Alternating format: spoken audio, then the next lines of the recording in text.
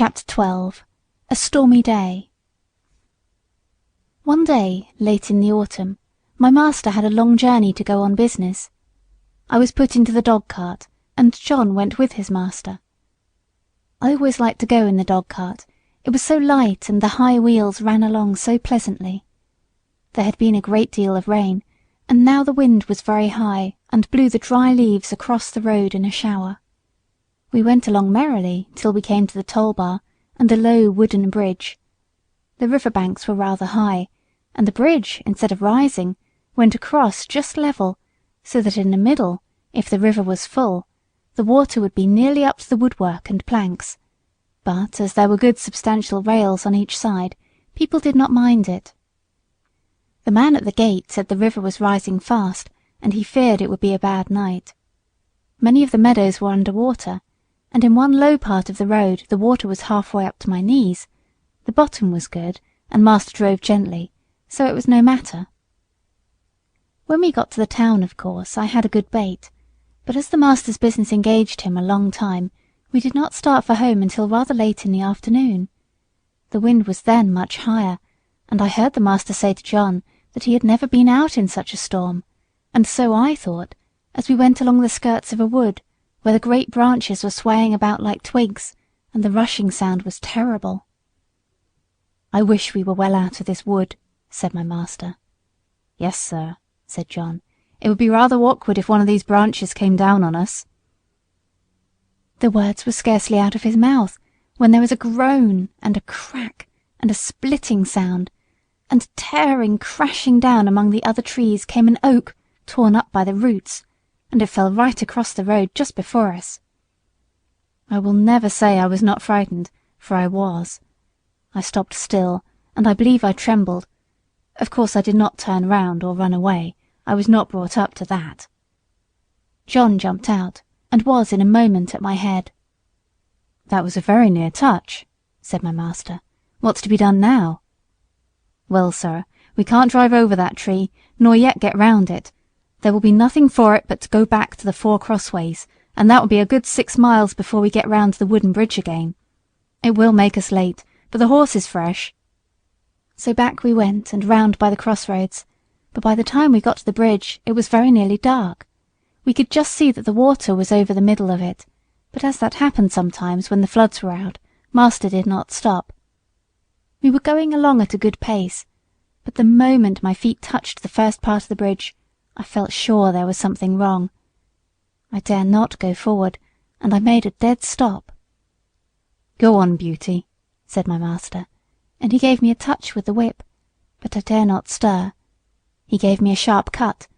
I jumped, but I dare not go forward. "There's something wrong, sir," said John, and he sprang out of the dog-cart and came to my head, and looked all about. He tried to lead me forward. "Come on, Beauty, what's the matter?" Of course I could not tell him, but I knew very well that the bridge was not safe.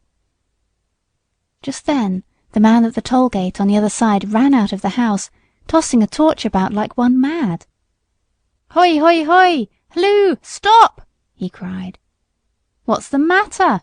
shouted my master. "The bridge is broken in the middle, and part of it is carried away. If you come on you'll be into the river." "Thank God," said my master. "You Beauty," said John, and took the bridle and gently turned me round to the right-hand road by the riverside. The sun had set some time. The wind seemed to have lulled off since that furious blast which tore up the tree. It grew darker and darker, stiller and stiller. I trotted quietly along, the wheels hardly making a sound on the soft road. For a good while neither master nor John spoke, and then master began in a serious voice. I could not understand much of what they said, but I found they thought if I had gone on as the master wanted me, most likely the bridge would have given way under us, and horse, chaise, master, and man would have fallen into the river, and as the current was flowing very strongly, and there was no light and no help at hand, it was more than likely we should all have been drowned. Master said God had given men reason by which they could find out things for themselves, but he had given animals knowledge which did not depend on reason, and which was much more prompt and perfect in its way, and by which they had often saved the lives of men. John had many stories to tell of dogs and horses and the wonderful things they had done. He thought people did not value their animals half enough, nor make friends of them as they ought to do. I am sure he makes friends of them if ever a man did. At last we came to the park gates and found the gardener looking out for us. He said that mistress had been in a dreadful way ever since dark, fearing some accident had happened, and that she had sent James off on Justice, the roan cob, toward the wooden bridge to make inquiry after us. We saw a light at the hall door and at the upper windows, and as we came up mistress ran out saying, "Are you really safe, my dear? Oh, I have been so anxious, fancying all sorts of things. Have you had no accident?" "No, my dear, but if your black beauty had not been wiser than we were, we should all have been carried down the river at the wooden bridge." I heard no more as they went into the house, and John took me to the stable.